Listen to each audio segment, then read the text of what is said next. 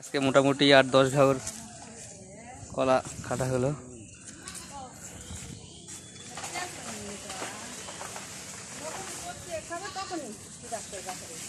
এই যে বিশাল বড় বড় ঘাউর আরো কাটা হচ্ছে।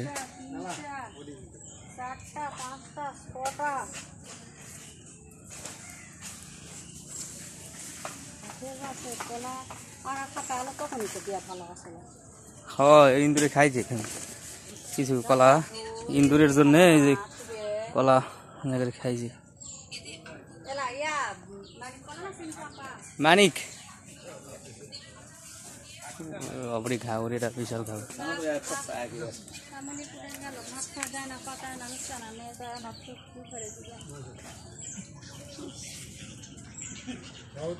গেল ভাই, হয়